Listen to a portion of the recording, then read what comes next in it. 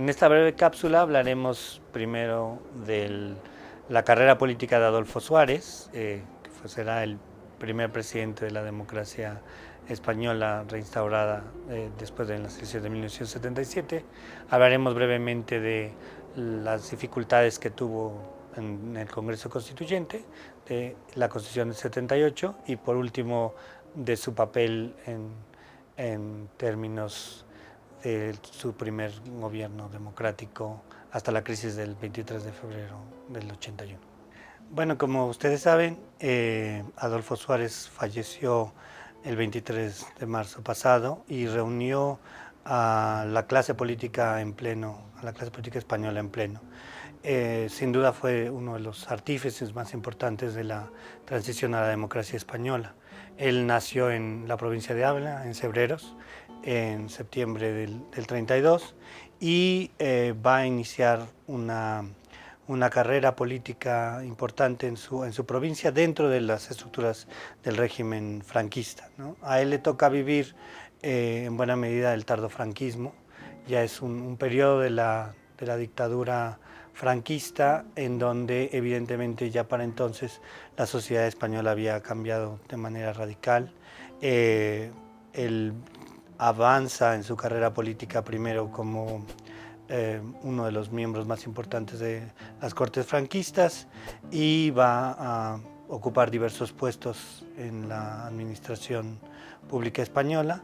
hasta llegar a ser director de Radio y Televisión Española. Esa experiencia en la radio y en la televisión en las postrimerías del franquismo va a ser muy importante. Él va a ser un político que va a conocer la importancia de los medios de comunicación y si bien en ese momento no era una persona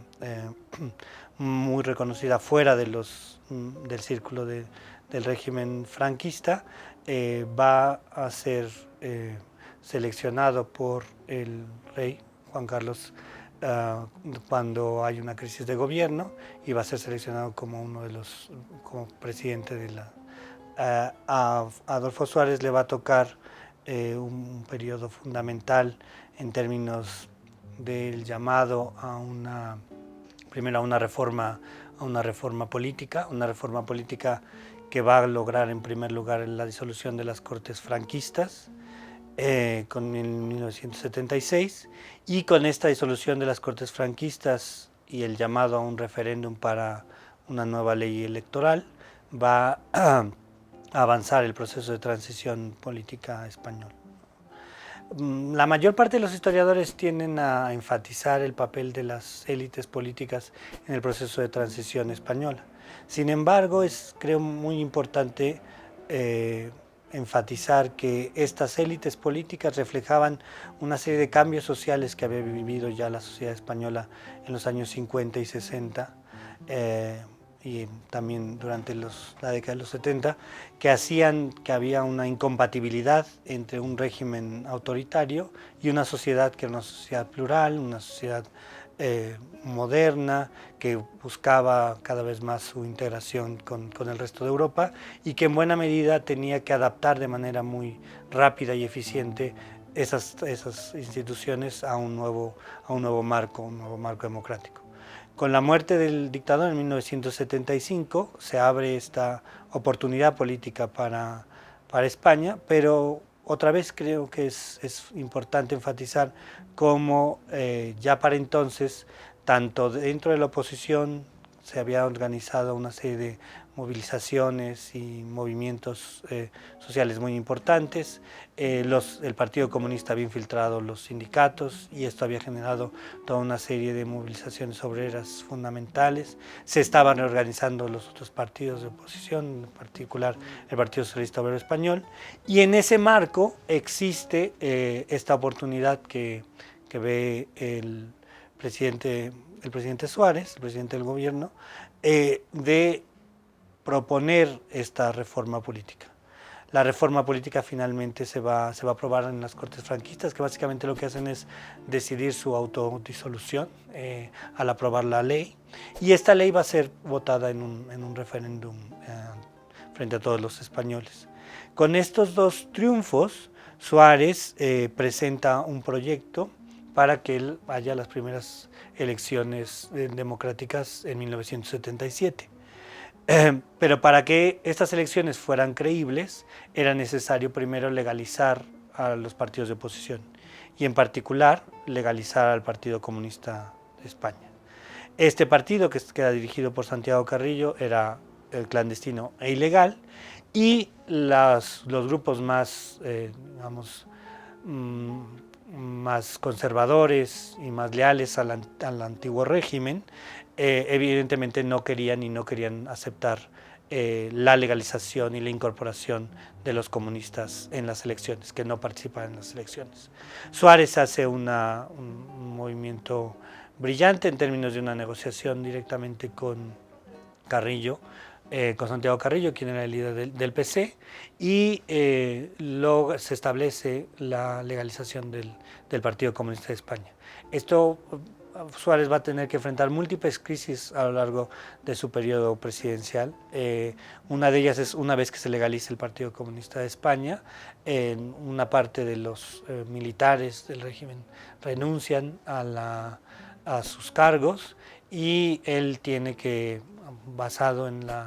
el apoyo del rey y de su gobierno, pues seguir adelante con este proceso. Así vamos a llegar a las primeras elecciones democráticas en 1977, en donde Suárez, para llegar a estas elecciones, tiene, además de un proceso de legalización de los comunistas y de los socialistas, formar un partido. Él va a formar con fuerzas políticas muy disímbolas, centristas, demócratas cristianos, liberales, incluso gente de la Falange,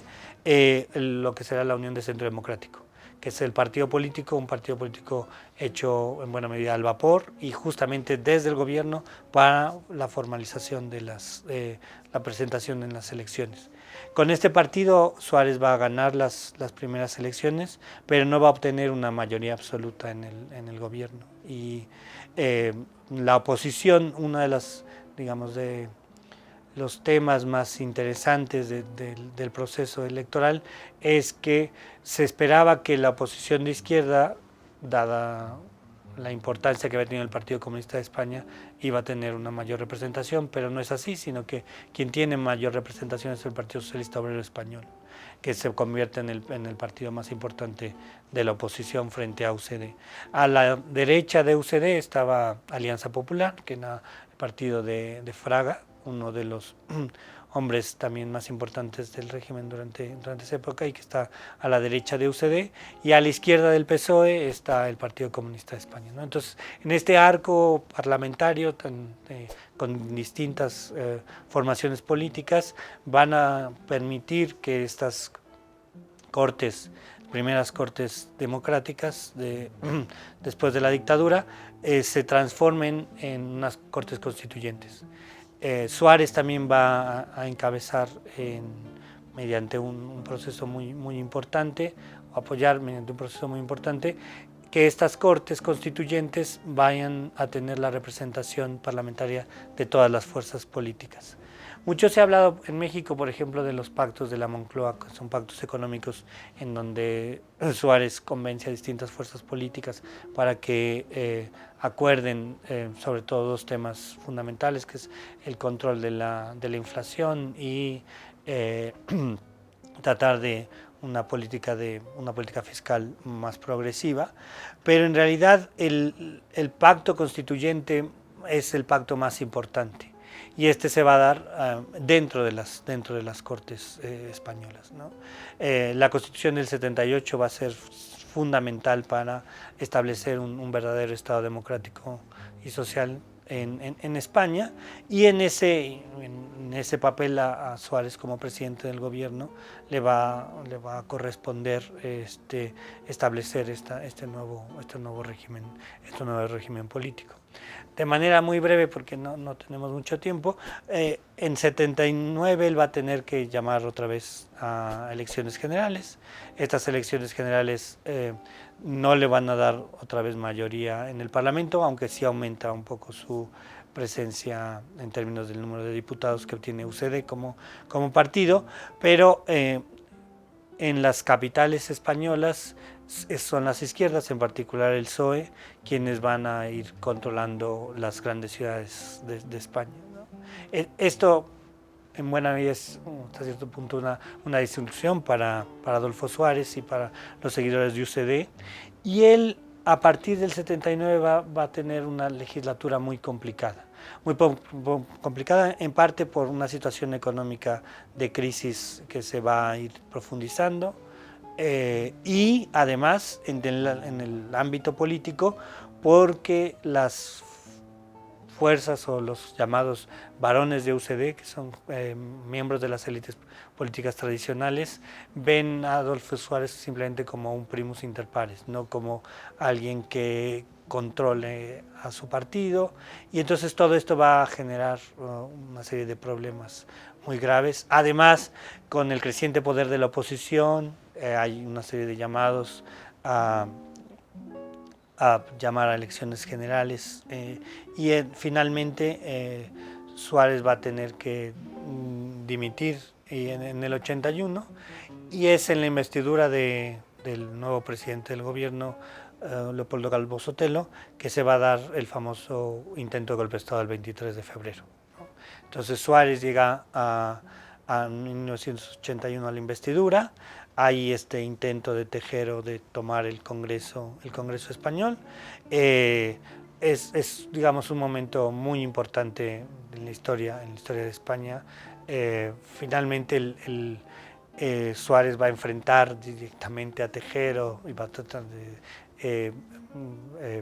de evitar que esto ocurra, pero bueno, Tejero da una serie de balazos en el recinto parlamentario y les pide a todos los diputados que se sienten. Suárez no obedece, se enfrenta a él. Gutiérrez Mellado, que es el secretario de la Defensa, el ministro de la Defensa, también se enfrenta a Tejero. Santiago Carrillo, que es el otro diputado que tampoco obedece, que es del Partido Comunista, que también se queda en su asiento y no se echa al suelo como el resto del Parlamento, y ahí queda, digamos, para la historia el momento en donde hay la heroicidad del presidente saliente del gobierno, y finalmente, como sabemos, aunque no tenemos tiempo para explicarlo, el golpe fracasa, y a partir de entonces se puede hablar de un nuevo régimen político que se está realmente consolidando, y una nueva democracia. Y ahí Suárez va a continuar en la carrera política, aunque ya no como presidente del gobierno, va a formar el Centro Democrático Social, pero este es un partido que ya no va a tener mucho éxito, y en la derecha, en el bloque de la derecha, lo que es Alianza Popular, se transformará eventualmente en el Partido Popular, que será el partido de derechas en España, ¿no?